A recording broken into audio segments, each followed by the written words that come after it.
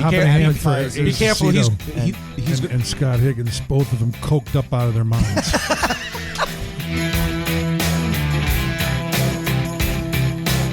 Listen to you. He's down in the basement. Yeah. Oh, I love that.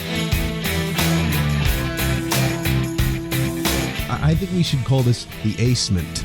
The Acement, yes. Yeah, what do you think there, huh? I like that. The Acement Studios. Excuse me, I'm drinking beer. Hold on a second. We usually drink bourbon on our end. Yeah, when we right. do the podcast, so That's all right. feel free to enjoy yourself. Yeah, exactly. You shoot an 8-ball if you want. We don't care, as long as it's good stories.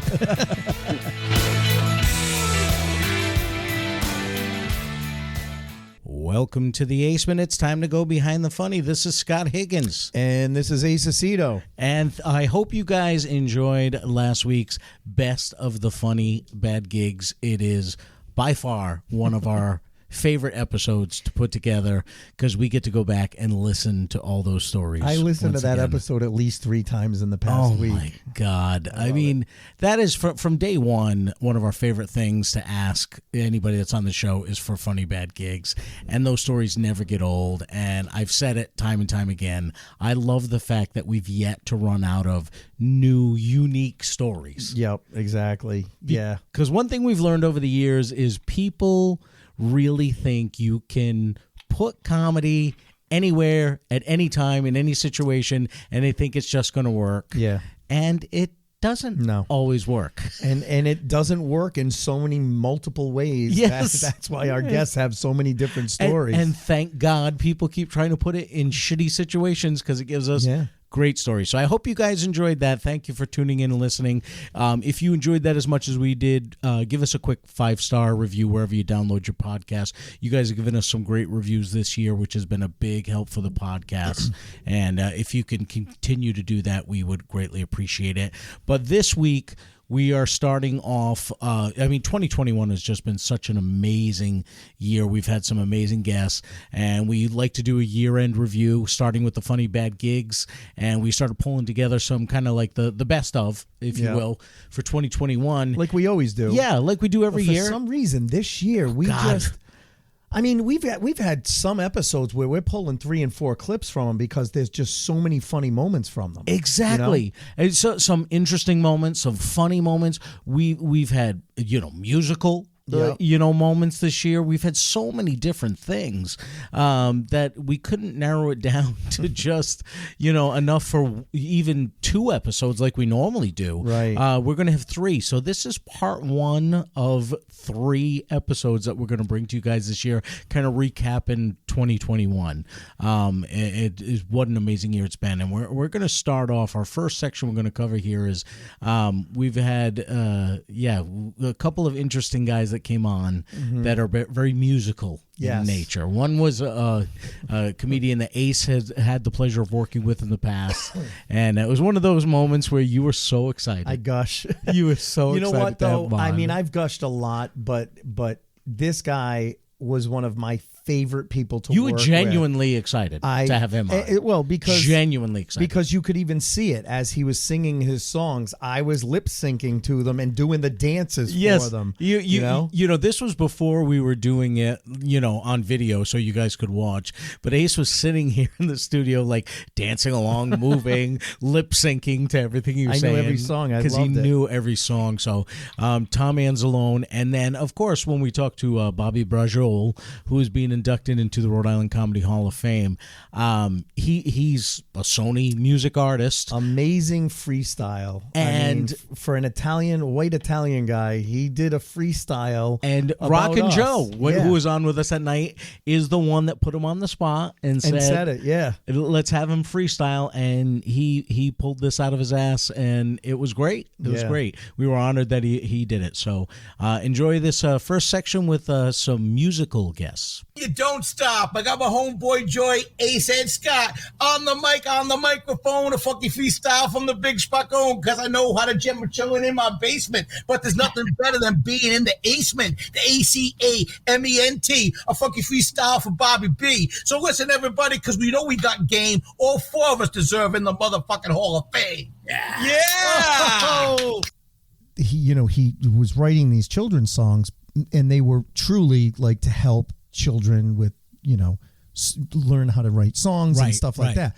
But there was one part that he ended up putting in his act because they were a little bit offbeat songs. And I still to this day sing them to my kids. Oh, no. I do. Don't tell me. Do you know which one is my favorite, Tom? I don't know. I lost one finger in the fan. I lost 2 fingers in the fan. I lost 3 and 4 when I slammed them in the car door. But I still have my thumb, so I beat it like a drum. He was lip syncing to your vocals. I was lip syncing and doing. It teaches them subtraction. You can't get a good subtraction song. That's old school math. That's not the new math. That's what he says in his act. He goes, it teaches kids, because the whole audience is going, oh my God. And he goes, it teaches subtraction. All right. You got to finish the lyric for me, because this one's stuck in my head and I can't remember. Why does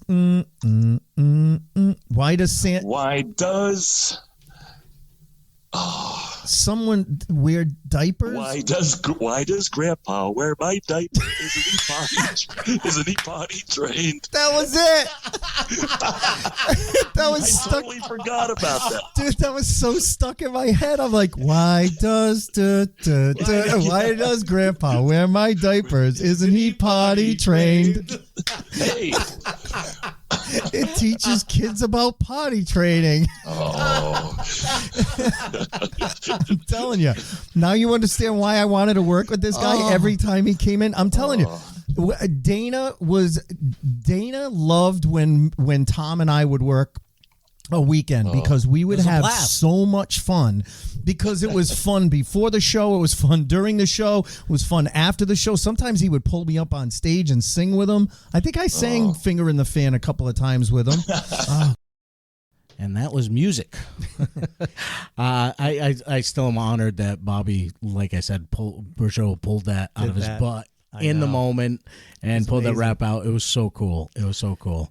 One of the things that we started off the year this past year having our buddy Brian Mulhern, not only him come in, yes, but we had the incredibly funny. And, she doesn't even realize how funny she is. She is just naturally funny. Carla Mulhern. I talked to her today, and because we're going to get together with them over this vacation. And I talked to her, and I said, you were so funny on that episode. There's like 3 or 4 clips we have to pull from it. She was awesome. Because we had the idea from way back when we had Mike Murray and his wife and Kathy on, and we had, you know what? Let's have another couple on to talk about what it's like being the woman behind the man behind the funny. Yeah. Exactly.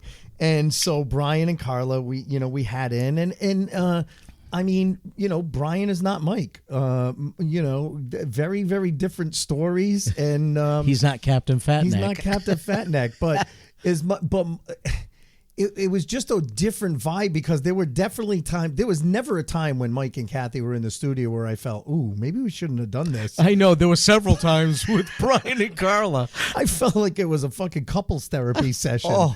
There were times where, we were laughing, but there were times it was nervous laughter. And we are proud to report that they are still together. They're still they a are couple. still married. We're going to get together with them next Yes. week. We are going to have a good time.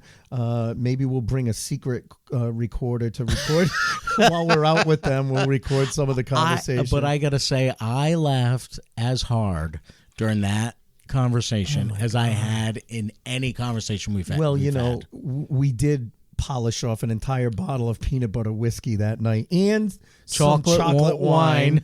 I mean, it was fun. But we started talking about, their relationship. getting into how they met, how they got together, you know, the anniversaries and stuff. And then somehow throughout the year, our relationship was questioned a couple of times on how we met and what our relationship was. It was pointed out a few times that it closely resembled, you know, a married couple or, you know, a long-term couple. Which was foreshadowed in one of the earlier seasons. Yes. If you remember when Jonathan Tilson was on, we got in a little spat and he goes, "Oh, you two." Yes. Remember that was the name of his Yes. episode. Yes. But this year we had a couple of times where things happen. So, in fairness to Carl and Brian, besides pulling out the clips from their episode, we pulled out a few clips of our own as a comparison, to be fair. So, this next section basically is on relationships. So, enjoy this. I can't even believe you're still with me. Me either. Hell. Jesus Christ. I don't Have know some why more either. wine, give me some Carla. wine. Everyone at home right now is like, here. Yeah, because you married above your station. Yeah, exactly. Yeah. But I specifically remember on our 1-year anniversary. Oh, Do you remember what I said to you? Why am I with you? What the hell? Asshole. So, do you want to tell them what No, I said? no, it's gonna piss me off. Here's the real stuff.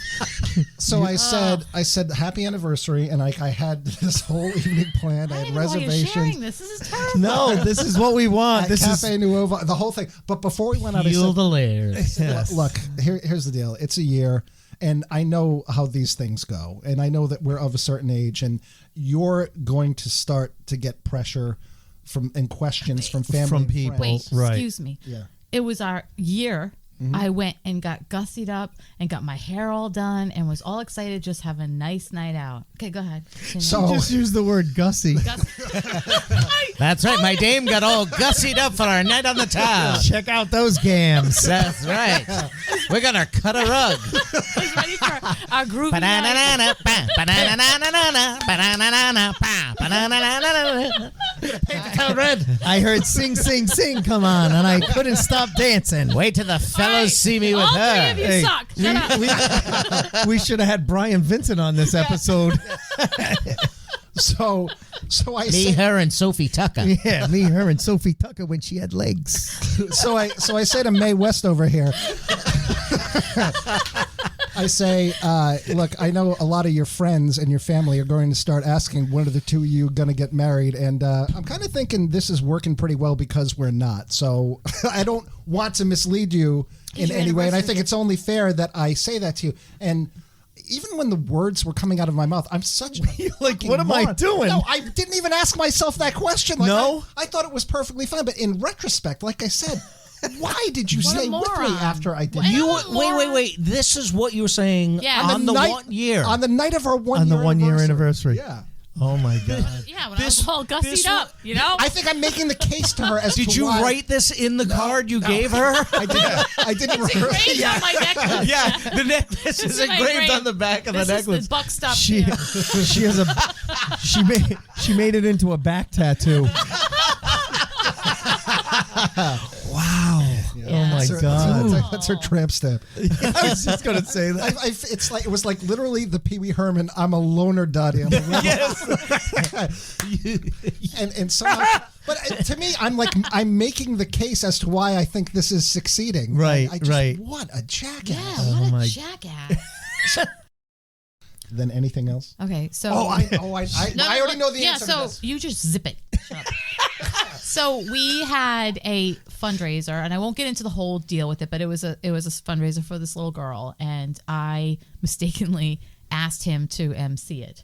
So we have mistakenly. So we have this event, and my friends and my family and my parents are there, and he's doing a great job. And then all of a sudden he like looks over at me. He's like, "Hey, I got an idea. Just roll with it." I'm like, "All right," thinking it would be all right. Yeah.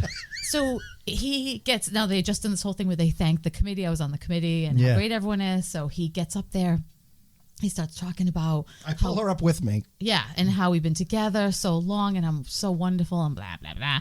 And then the next thing you know, he gets down on one knee. And I said, I he's- just have one question. And, and as I'm doing it, Were you married at this point? No. No. Oh, you asshole. Well, Yes. I know. So as I'm doing it, I'm committing to the bit, And I think I'm fine because like she knows what's coming, but I hear the whole room go, and then I look over and I see her parents. I was like, well, what'd you say, ass? Tell them what you said. I said, would you go to the bar and get me a Jack and Coke? With extra fucking ice. And my parents were there.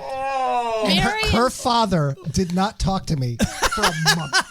They left. You're lucky And that's it. listen, and I know her father. Her father likes to talk. Oh, yeah. For him to not talk to you for a month, you were on a shit list. Making matters worse, this happens on a Saturday night. Yep. And then by Monday, people who were there, because there was a lot of Cat Country fans in attendance, were already lighting the phones up. So we did the entire morning about that. And it was listeners picking sides, whether this was a brilliant bit or if this is the you were just an stupidest fucking asshole. thing that anyone has ever done in the history of humankind. And what was the consensus? I got to tell you, it was way more 50-50 than Oh, I no, Really? it's not. You're so full of shit. No, but no see- one liked you. Nobody. I would like to say that most of the stories you tell are not accurate. No. No, they're not. They're your version. Give me an example We of don't a have story enough that I time. told. There's not enough time today. They have a life. They have things to do. No, I'm on vacation this Okay. week. Keep going. Keep going. This isn't a reel to reel. We're not going to run out of tape. Yeah. Digital is endless. And the computer To is. speak your language, this And is this is a brand new computer, literally weeks old. to speak in terms that you can understand. This is a talkie. Ba-da-da-da-da. Pass over a lucky strike. This is going to be a long one, Johnny. But I guess, yeah, I see your point is a valid point because during this past year, He really doesn't want you to talk. just please I'm play sorry. that over It just everything. started- That's it- fine. You're like, it's been 2 decades, and he was like, you know what? Music.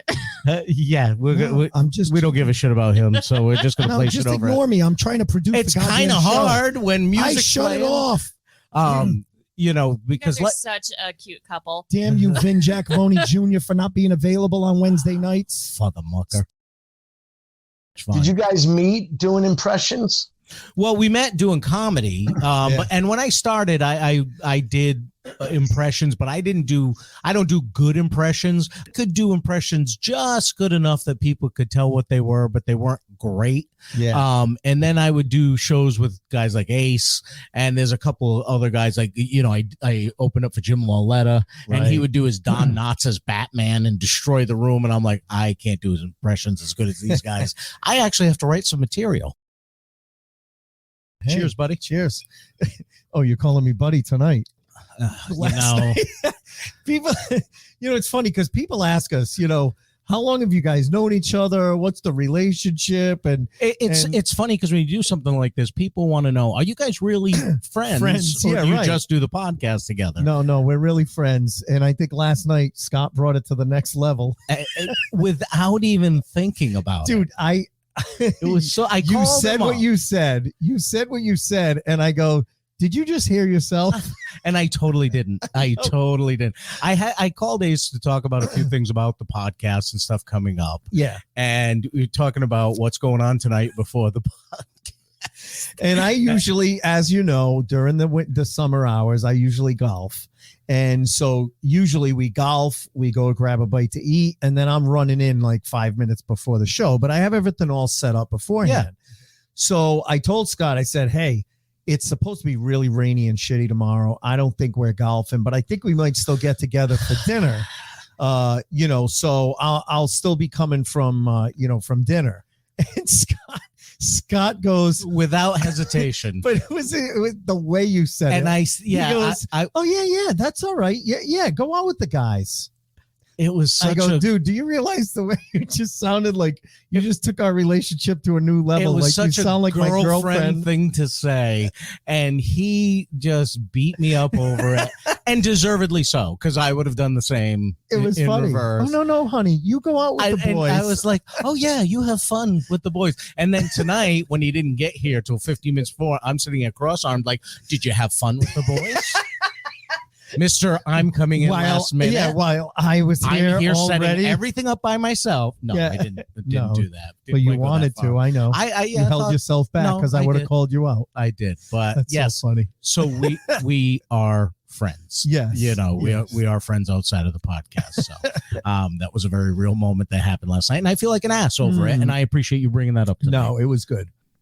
I think it's almost indistinguishable between Carla and Brian fighting and you and I arguing, which is a little scary at times, which is almost scary to a certain point. But we don't make up in the same way they do. No, though. not at all. We not make at all. up with some bourbon, scotch, with some bourbon or scotch. Yes, and a cigar occasionally. Yeah, exactly. And a cigar occasionally. But I enjoyed that. I hope you guys did too. This next section is just a collection of great stories we've had from our guests, and we're going to continue these over the next 3 episodes because we've had so many great guests, like I said earlier, on this season, and everybody. That's one thing you say it all the time. Ace. One thing about comedians is they're great storytellers, and it doesn't matter. It doesn't matter if they're new or seasoned. That's what we do. We tell stories and we make them entertaining. So I think over the next 3 weeks you're going to hear a bunch of great stories. So this is just the first collection of stories. Some of our this favorites from this year that we really enjoyed. So enjoy these stories.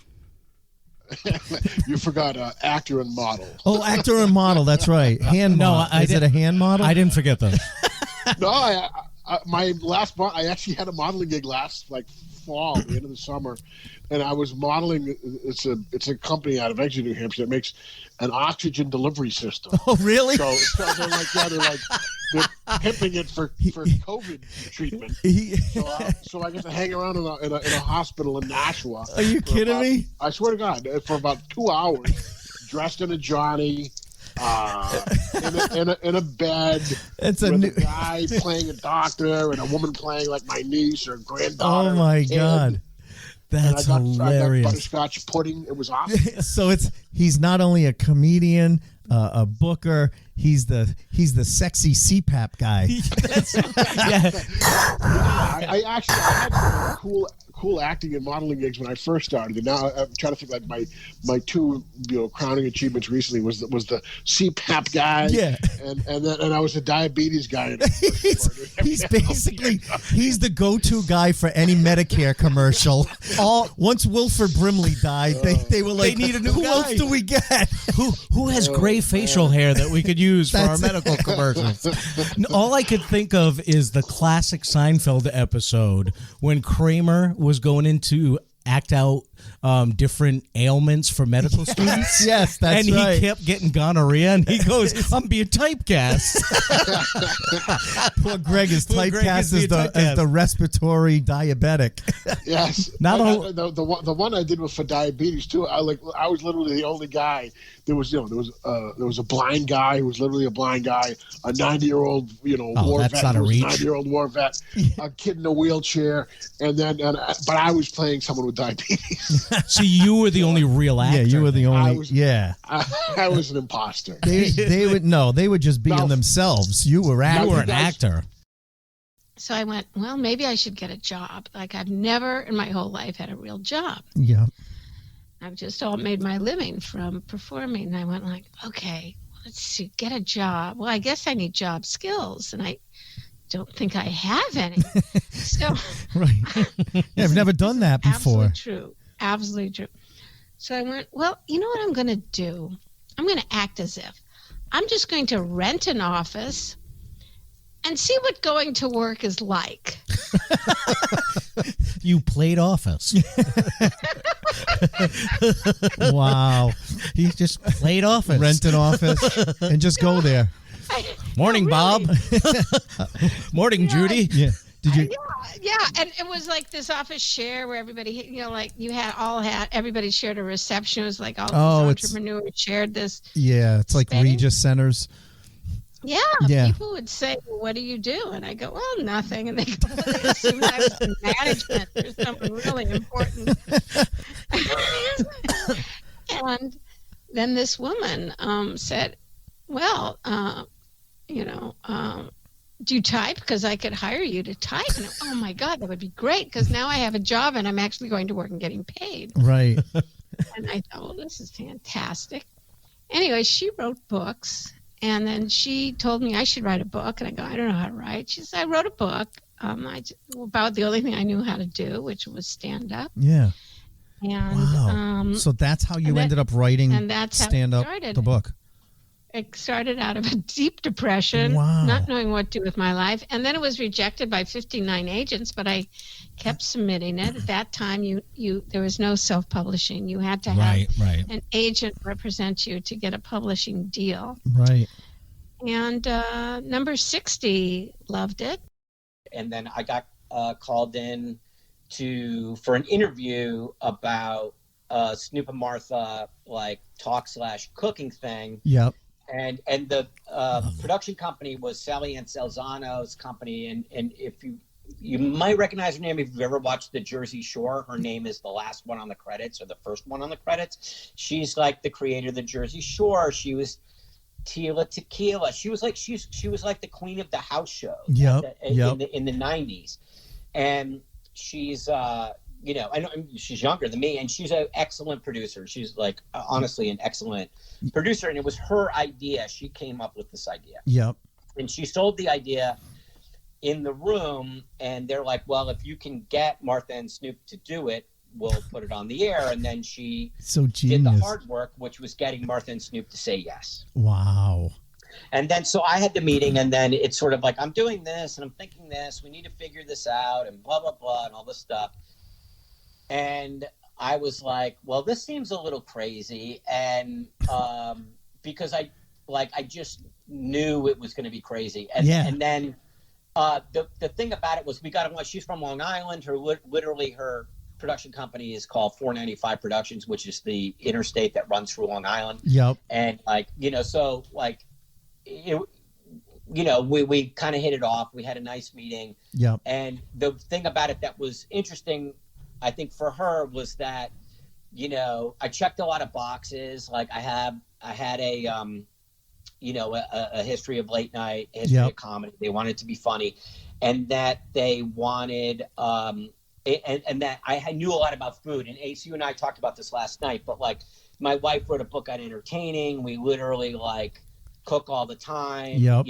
We travel, we're just crazy food people. Right. So I just checked a lot of boxes as we started talking about comedy, and then we started talking about food. And then, so they called me on a Friday and said, can you start on a Monday? This was months later. Yep. And then I had 7 weeks to film the first season from beginning to end. And there were a lot of challenges along the way, but it was really fun. So I was excited to work with, I had done some stuff with Snoop before, but I was really weirdly psyched about Martha because I was like, well, I've done this comedy thing. It might be kind of cool to just learn about food. The cooking side Martha that you were also interested in. Right.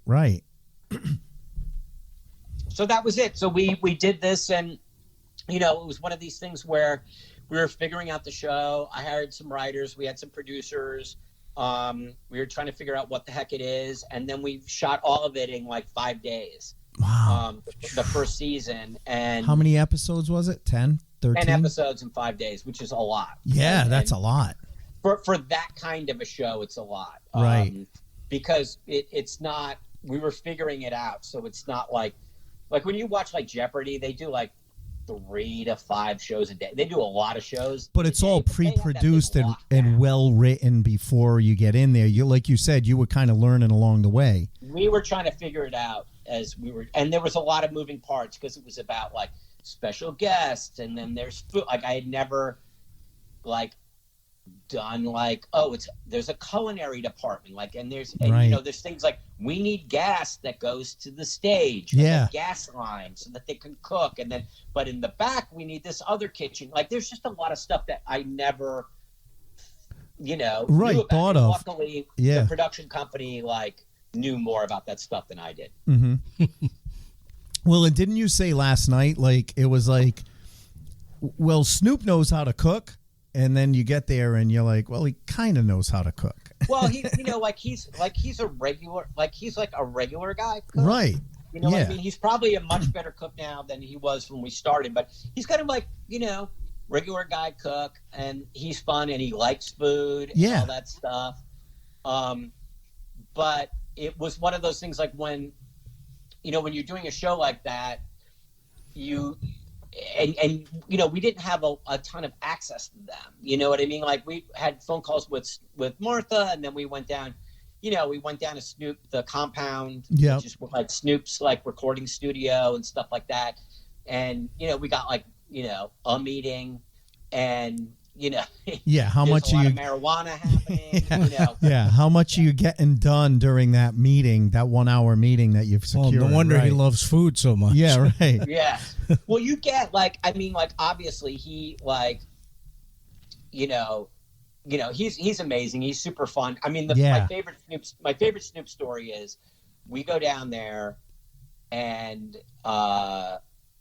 they take us through. There's a basketball court that's got like parquet floors and like wainscoting on the side. Yep. With photos of like all the greats. Yep. And when I say all the greats, I'm including like Larry Bird. Right. You know what I mean? Bill Russell, old school. He's got, the whitest of the white Larry Bird, like right there. You know what I mean? And we're going through and we end up we're going to Snoop's in his recording studio. And I didn't notice, but there's a mural on the way in, but it didn't really register. And then I walked in and then he's sitting like with our back to us and there's this big screen and he's watching football. And then his recording thing is set up like a horseshoe. Yep. And then there was a massage chair that was up on like a platform. Yep. That was facing the screen. And I'm like, well, this is weird. Then above us was this circular light. It was just circular. And then we were there for about 3 hours. And then at one point, I definitely got a contact high. I definitely got a contact high. And I'm like, this looks like the fucking bridge of the Enterprise. He's in the fucking captain's chair, right? Right? And so when we walk out, I looked at the mural on the way out, and it's all of the Enterprises and all of the captains on Star Trek. Oh, that's so cool. Are literally like that's what you see when you walk into his studio. And did he have him in his captain's chair as part of the mural? That would have been amazing.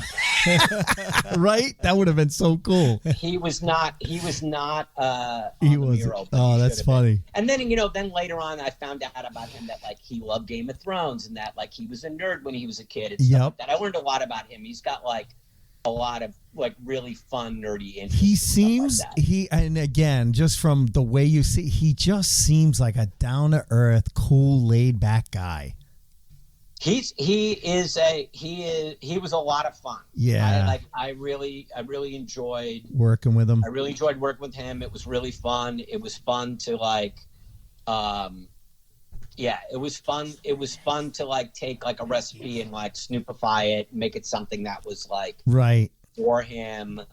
And then those two just like had a lot of on-screen chemistry because they really liked each other. They like honestly liked each other. Yeah, you could tell that the chemistry was there. Definitely, absolutely.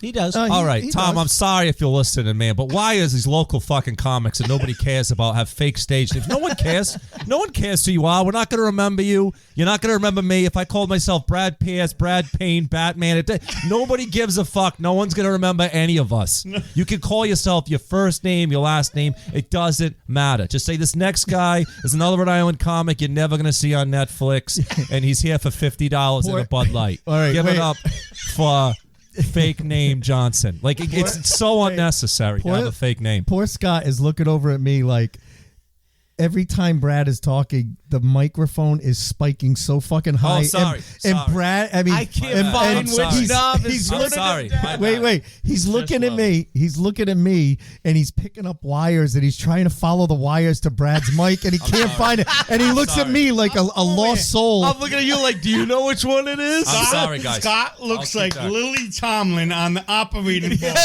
One ringy dingy. I'll try to stay further back. Yeah, that's good right there. And Tom just booked me for a show. He's going to probably cut me off the show. I'm sorry, Tom. I'm just saying. And if you're gonna pick a fake name, like if I'm gonna pick a fake name, I'm gonna be like, this next guy, you're gonna love him. He looks like Waldo. Give it up for Thor. Like I'm not gonna pick Tom Stewart. Like, I'd give this some name. My name's not interesting enough. Brad Pass, I don't think it has enough pizzazz. This next guy, John Joe Smith. Yeah, like what the fuck is that? I want something exciting, man. All right. I think Evidently- Thor is taken. Yeah. I'm just saying. Thor headlines all over the galaxy. Don't be a hack. All right. We should really explain to the audience what we did before this so that they understand why Brad is absolutely shot out of a fucking cannon. So like he wouldn't be in it. I know. No, he's not at 9 o'clock at night. Usually he's all gloom and doom. Now he's all fucking hyped up on coke or something. I don't know. I don't get around enough microphones. I get evidently coked out of his mind. Coked up out of his mind. So what we are doing a crossover tonight because Scott and I did the Brad and Mike show. One of the reasons why we haven't had Brad and Mike on in so long is because they went and started their own show on Wednesday nights. Yeah. When we're recording. We're recording at the same time. So they do an online show. They're hacks. Yeah. They totally stole from us. Yeah. They do an online show, and then what happened was a couple of weeks ago they had our good friend Alan Fung. Well, I don't know how good a friend he is anymore because he did nothing but still call him a friend. He talked shit about me the whole show. There's no way Alan's his real name. That must be a stage name too. You're telling me his name is Alan Fung? No, it's like Binzing Fung or something like that. And he's like, I'm never gonna make it in Rhode Island politics with the name Binzing Fung. Let's go with Alan. Tim Allen was popular back then, and he's like, people love Home Improvement. I'll go with Alan Fung. That's a bullshit name. Hello, Dr. Seuss called. He wants his racism back. Yeah, so this fucking guy's on 7,000 Sam Adams commercials. I can't even imagine how much money this guy's made from Sam Adams. There's a million different commercials. It is on the internet. It's on TV. It's on the radio. I, with my accent, won the Best Rhode Island accent contest, and I got $100 gift card. So, we're pretty much Honeydew Donuts. Spend it on?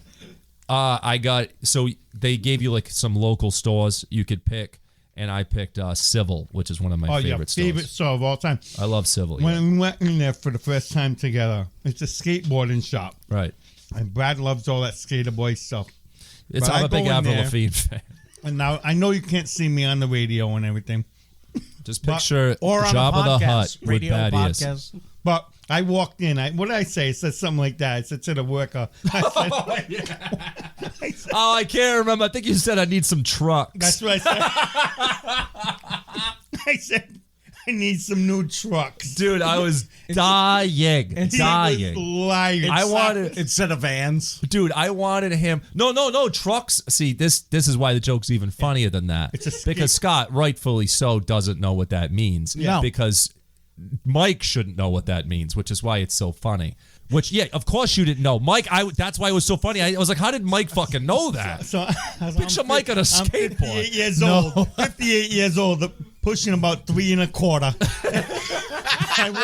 I walk into the skater shop, and everybody's got like fucking Vans on, shorts in the winter. I walk in, and I'm like, hey, to the kid working there, I need some new trucks. Dude, I was and dying. he didn't know I was going to say it, and he just lost his shit. So let me back up and explain to the audience why this is going on. Why Alan Fung was shitting all over you. We're getting nowhere. Binzing Fung was shitting all over me about my cooking while he cooked for Brad and Mike. While he warmed up Benihana. Yeah, exactly. While he defrosted Benihana frozen dinners for these guys. He went to Trader Joe's and did some fried rice and fucking egg rolls in the oven. Anyway, like he listens to me. Yeah, he's not listening. Anyway, so he started calling me out. So then they called because, of course, Mike wanted any excuse to eat. He goes, hey, I think we're on to something. Let's just invite people to cook for us. That is a really good idea, Mike. I said exactly that. Brad, Brad as my witness. That is Brad 100% as my true. witness. Absolutely. It's the best idea Mike's ever had. That was the whole idea meeting. Yeah. Right there. Wait. We can next only week. line 52 meals up. That's it. Next week, he's going to start a battle on Facebook with the Venda ravioli people. That shit sucks. You should come on our show and cook for us. Do we have one time for one more real quick story about because you just brought it up about shooting in the foot. So we were having dinner at Alan Fung's house. Now Alan Fung is keep rubbing Chinese. it in. He's a Chinese man. Really? I wouldn't have guessed that.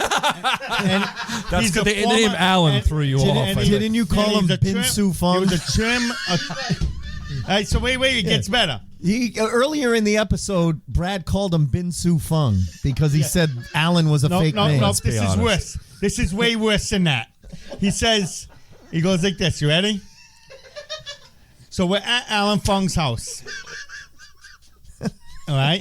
Now, listening. Go ahead. Every episode on the Mike and Brad show, we talk about what we're gonna do at Alan's. We tell him, hey, Alan, we're not wearing robes, we're not bowing, we're not all that. we're not taking our shoes We're not off. taking our shoes off.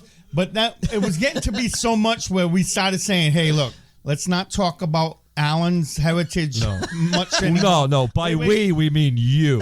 Right. After the show, you're like, Brad, right, you should probably dial that back a little bit. So we go into when we do a show, we don't have a plot. We just basically have a couple topics and that's it. I know you're But I surprised did by that. say to Kind of him, like I said, tonight's episode of I this. said, hey, Brad, tonight when we're having dinner at Alan Fung's house, there's going to be a lot of people watching because they promoted this thing.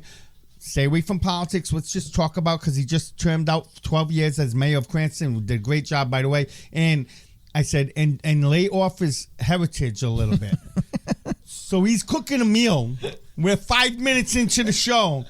And then, somebody do you have any pets? And then and his barber says, yeah, we have a cat. And he's like, I'm like, where's the cat? And he says he's cooking them. Like the most stereotypical Chinese thing ever. And I'm like, I'm just looking shocked at the camera. I'm like, 5 minutes in. He can't help himself. He can't help himself. I was like, it was that bad, honestly. you had, and I even said it on live. I said it on air. I said you had one job: stay away from stereotypes. And what do? Cat is the main menu. Oh my God! I remember I came home. It was like their cat became the menu. It wasn't like cat was the menu.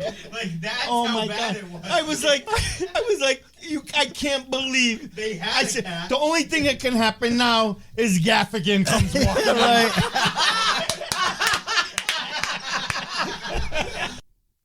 Gotta love stories.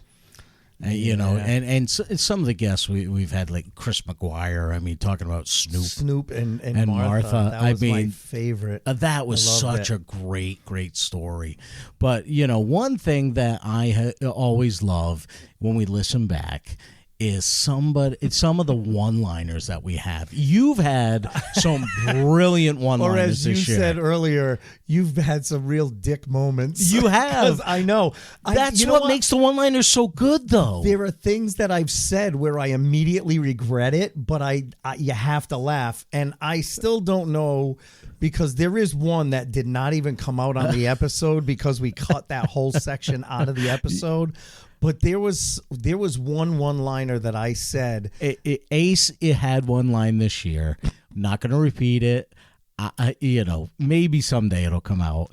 That to me, if you watched it live when we were recording that night, I still to this day it was so brutal, quick, brutal but funny. I mean, to this day, I don't think I've laughed as hard on this podcast as I did when he said that line. I could not breathe. I was laughing so hard. One, out of disbelief that he said it, and I had no filter that night, and two, because of how genuinely funny it was. Yes. But there were so many times that somebody came out with a line, and it was, sometimes it happens during a real serious question, Right. and then a line comes out, or sometimes it's in response to somebody else's line. Yeah. And that's what I love about comedians is the mind is always working. We're always And trying it's to figure out the Yes. next funny thing to say. And it fires out so fast. Yeah, you don't have time sometimes to pull it back. Right. It just comes out, and it is so funny. And that's what's next and we're going to wrap up tonight's episode with a collection of one-liners. And I know that over the next couple of weeks we're going to have I know we're going to find more as we're going through. But one thing I want to point out is, a lot of times we'll say one-liners. You're going to hear more than the one line because we want to, some of these one-liners, you needed to have the context. But you'll know the line. You'll know the line when it comes out. There's no doubt what the one line is that we wanted you to hear in it, but we want to give you context for the one line in the story. So, we're gonna wrap up tonight's episode with what we call some funny one-liners. So, hope you guys enjoyed tonight's episode, and we will talk to you next week. Yeah. All right. When I was married. Remember my married bit? Married? I do. Well, I had one of those too. Now you said ex-wife, so when you got divorced, did she win the relocation that doesn't allow you to leave the area? Scott, I don't know who the hell you are. He's choking on his rum and coke now. He made himself laugh. Here I am in the bunny locker room crying into the breasts of some Playboy bunny. And Not a bad place to be. no, it was fun, actually, now that I think about it. But anyway, I'm depressing the shit out of myself on a comedy podcast now. Thanks, Tyler. No, but you're right. That's the reason why you want to put people at ease, to let them know, hey, I'm okay, guys. Whenever I use this to get laid. It's okay. Good for you. Hey, and it worked. Good for, you know what the sad part is? I've walked my entire life and I can't use it to get laid. So you're one up on me, my friend. One up on me. Get yourself a cane and stop fucking. There's the episode title. Would you say that you've had any obstacles in comedy? Oh, absolutely. That you've had to besides stairs. Sorry, then no. I had to bust your balls a little bit. Then no. Well, okay, I'll cut this whole section out. No, that was funny. Come on, that was fun. See, this is an educational show. For your listeners in Wuhan, we just gave you 5 things that you can eat that aren't a flying rodent. So look at that. This show is helping the world. Time out. You guys are in for a treat because I am going to start getting in shape because I am going away for my 30th Tom, anniversary. have you ever heard this before? So I will whip myself into condition. Sure Here's whipped like cream. So how old were you when you came to Boston, Wayne? Dwayne. I was young 20s. Yeah, Wayne is okay. Dwayne or Wayne. I was. It's been 20 years since we've hung out. So I just want to know. And like Scott said, I've been doing this 72 years, so I'm getting Alzheimer's now. I just want it noted that the guy that knows you screwed up your name. All right. No, but you know what's funny about that is that whenever people say Wayne by mistake, they go, "Oh, I'm so sorry," but my family, especially extended family, they just unabashedly, unapologetically call me Wayne. See, we're like family, man. Right. And don't let anyone tell you they missed the seasons. That's just something you say. You know what I mean? Yeah, thank you for your honesty. Yeah, to make us feel better. Right. Thank you. Oh, Jesus. Derailed quickly. What are we talking about? Brian in a tennis skirt. Brian in a tennis skirt. No, hold on. Let me go on my desktop and look that Google. picture up. Google. If ever there was a double fault, it's my balls on that tennis skirt. So anyway, I was mid-sip. Set, match. I made sure that was mid-sip phrase. That'll be 20, love. Thank you. KFC days, and then the guy who used to go through the drive-thru and masturbate. Naked Man, yeah. Naked Man. Naked Man, yes. The interesting twist to Scott Higgins. That's why I only go to Taco Bell now. 3 of us worked at CVS. They've got us One plate. of us jerked off in a drive-thru. We all have goals in life. Hey, I want some original recipe. Don't worry, I'm making my own gravy. Say extra crispy really slow. Yeah. Please, Carla.